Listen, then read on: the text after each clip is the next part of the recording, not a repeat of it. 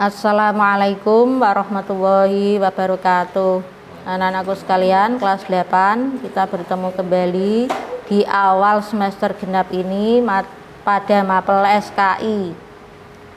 Mari sebelum kita mulai pelajaran, kita berdoa terlebih dahulu. Semoga anak-anak tetap diberikan kesehatan, juga Bapak Ibu guru kita juga tetap diberikan kesehatan, diberikan kelancaran, kemudian dalam memahami pelajaran. Dan jangan lupa anak-anak juga tetap semangat dalam belajarnya, walaupun ini belajar jarak jauh. Jangan lupa untuk beribadah dan berdoa memohon kepada Allah, semoga anak-anak nanti bisa kembali belajar di madrasah dengan bacaan basmalah. Bismillahirrahmanirrahim. Materi pokok pertama adalah kelas 8 semester genap, sejarah berdirinya Daulah Ayyubiyah. A. Proses berdirinya Daulah Ayyubiyah.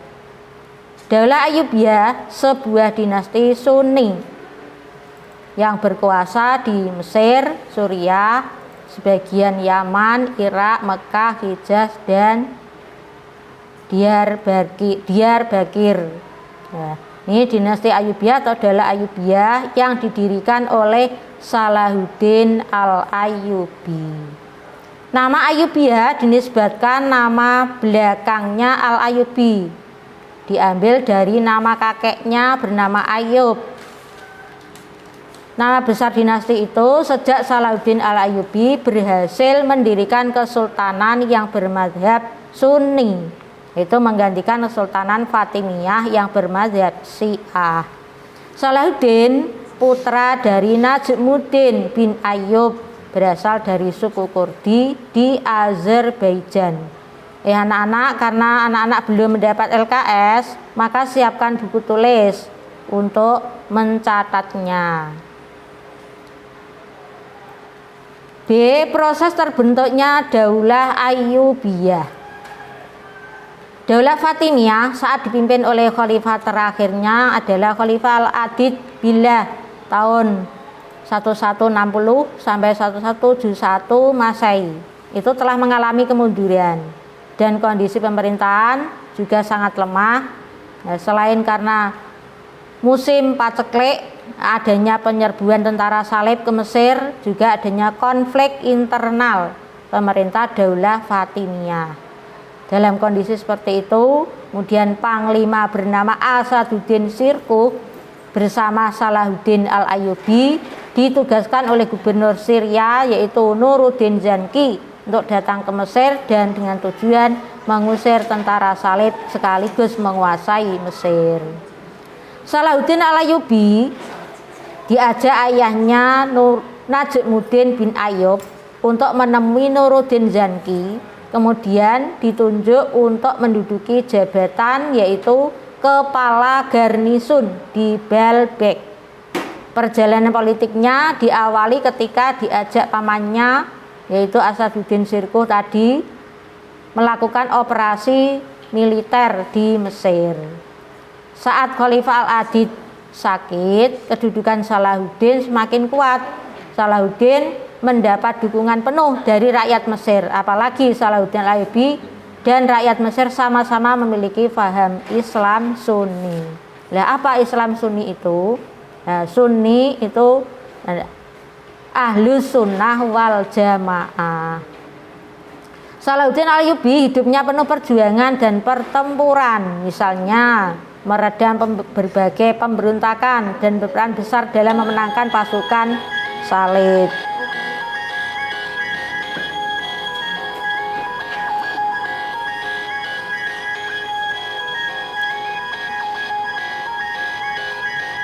Salahuddin Al-Ayyubi seorang pemimpin yang bijaksana. Dia adalah tidak tamak dan tidak kejam. Sikapnya sangat toleran. Nah, ini ada beberapa bukti bahwa Salahuddin itu mempunyai sikap toleransi yang sangat tinggi. Di antaranya, 1. Ketika beliau berhasil menguasai Iskandaria, kaum Nasrani dikunjunginya. 2. Salahuddin memberi izin pasukan salib untuk berziarah ke Baitul Maqdis. Salahuddin memenuhi tugas yang diberikan oleh Nuruddin Janki agar membantu Bani Fatimiyah yang hendak mengambil kekuasaannya di Mesir. Ketika itu kedudukan Perdana Menteri Sawar diambil alih oleh Dirgam dengan perjanjian akan menyerahkan sepertiga pajak tanah Mesir. Salahuddin mampu menundukkan Dirgam. Yaitu Salahuddin ini dia membantu Sawar karena akan diambil alih oleh Dirgam. Ya, dibantu oleh Salahuddin akhirnya berhasil menundukkan Dirgam. Akhirnya Perdana Menteri Sawar dapat menjabat lagi sebagai Perdana Menteri tahun 1164 Masehi. Selama 3 tahun Sawar malah berkhianat. Dia bersekongkol dengan Amauri, yaitu pemimpin perang dari tentara Nasrani. Padahal ia pernah mendukung Dirgam. Salahuddin ditunjuk lagi untuk membantu Asaduddin Shirkuh ke Mesir. Siapa Asaduddin Shirkuh itu? Asaduddin Shirkuh itu paman dari Salahuddin Yusuf al-Ayyubi. Terjadi perang antara Salahuddin dengan Sawar yang didukung Amauri. Akhirnya dimenangkan pasukan Salahuddin dan mampu menguasai Iskandaria. Salahuddin kemudian diajak damai pada bulan Agustus tahun 1167 Masehi. Dalam perjanjian itu isinya diadakan pertukaran tawanan perang. Salahuddin kembali ke Suriah karena sudah dianggap damai, kan tidak ada masalah. Nah, ini Salahuddin kembali ke Suriah, Amauri ke Yerusalem, Iskandaria dikembalikan kepada Sawar. Tapi selang waktu 2 tahun, yaitu tahun 1169, semula tahun 1167 dan ini 1169 Masehi, Amauri ingkar janji yang telah disepakati dengan Salahuddin. Pasukan salib menyerang Mesir, hendak merebut kekuasaan Khalifah Al-Adid. Rakyat Mesir banyak yang mati, dibunuh pasukan salib.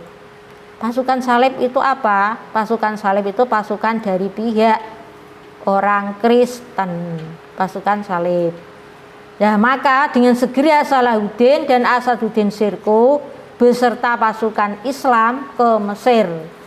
Pasukan Islam mampu menguasai, akhirnya Amauri takluk di tangan pasukan Islam. Dengan Amauri takluk pada pasukan Islam ini, malah Sawar membencinya dan berkeinginan untuk menghabisi keduanya.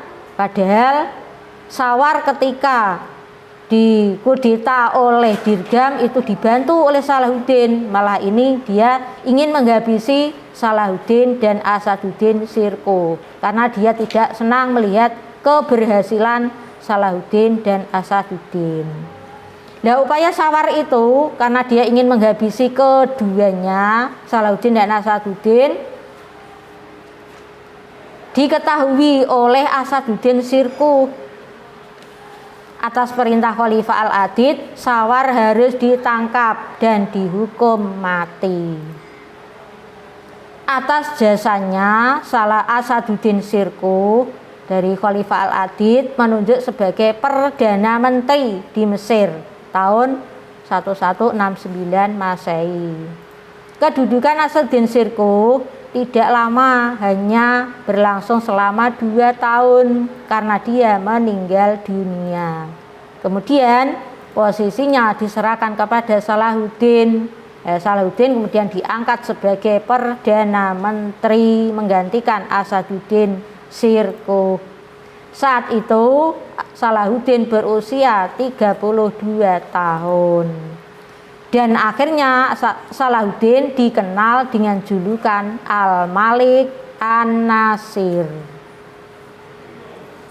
Nah, Nuruddin Janki yang pernah memerintahkan agar Salahuddin tidak lagi menyebut nama Khalifah Al-Adid dalam setiap khutbah Jumat. Dan ia menggantinya dengan Khalifah Al-Mustadhi, Khalifah dinasti Abbasiyah. Sebenarnya Salahuddin ini tidak sependapat. Tapi karena ini tugas yang harus dilaksanakan dari Nuruddin Janki, maka akhirnya dengan rasa berat Salahuddin melaksanakannya. Itu menunjukkan bahwa kekuasaan dinasti Fatimiyah telah berakhir, meski Salahuddin ini tadi tidak sependapat dengan yang disampaikan oleh Nuruddin Zanki. Ya, peristiwa itu menjadi awal sejarah dinasti Ayyubiyah. Sebagai sultan pertamanya adalah Salahuddin Yusuf Al-Ayyubi yang wafat pada usia 57 tahun. Nah, sehingga ini ada nama-nama, ada Salahuddin, Asaduddin, Najmuddin. Nah, itu harus bisa membedakannya. Kalau Salahuddin pendiri dinasti Ayyubiyah, Najmuddin ayah dari Salahuddin, Asaduddin paman dari Salahuddin. Demikian materi yang saya sampaikan pada anak-anak, semoga bisa memahaminya. Ini ada soal yang harus anak-anak kerjakan. Ya, ini akan saya bacakan satu persatu. Pilihlah salah satu jawaban A, B, C atau D yang kamu anggap benar. Setelah menyimak dari pembelajaran tadi, dicatat yang penting-penting, dicatat lah, kemudian supaya nanti bisa mengerjakan soal ini. Dikerjakan dengan betul, jangan ngawur ya, dengan dipikir supaya benar. Nomor 1, Daulah Ayyubiyah itu bermadzhab A. Syafi'i, B. Sunni, C. Maliki, D. Hanafi. 2. Dinasti Ayyubiyah didirikan oleh A. Nuruddin Zanki, B. Najmuddin Ayyub, C. Salahuddin, D. Asaduddin. 3. Berdirinya Daulah Ayyubiyah itu adalah menggantikan Kesultanan Fatimiyah yang bermadzhab A. Syiah, B. Sunni, C. Maliki, D. Hanafi.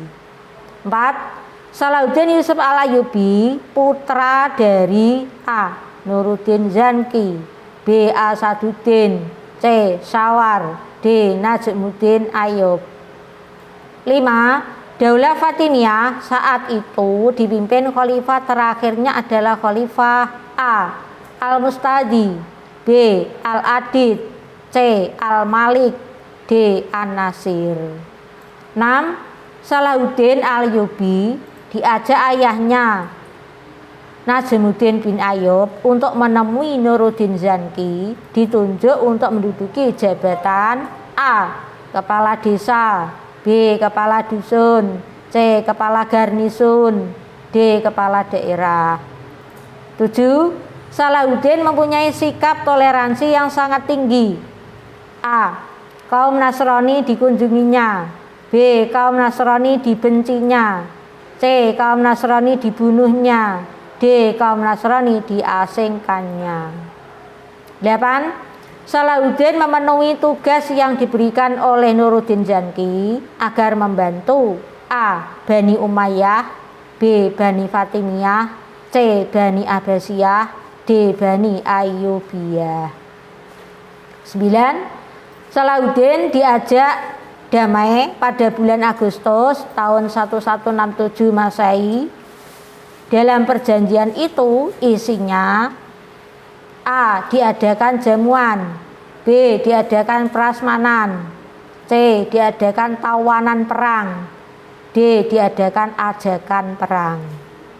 10. Salahuddin diangkat sebagai Perdana Menteri menggantikan Asaduddin pada usia A. 30 tahun, B. 31 tahun, C. 32 tahun, D. 33 tahun. Demikian, ini soal nomor 1 sampai 10 dikerjakan dengan baik supaya nanti nilainya juga mendapat nilai yang baik. Assalamualaikum warahmatullahi wabarakatuh.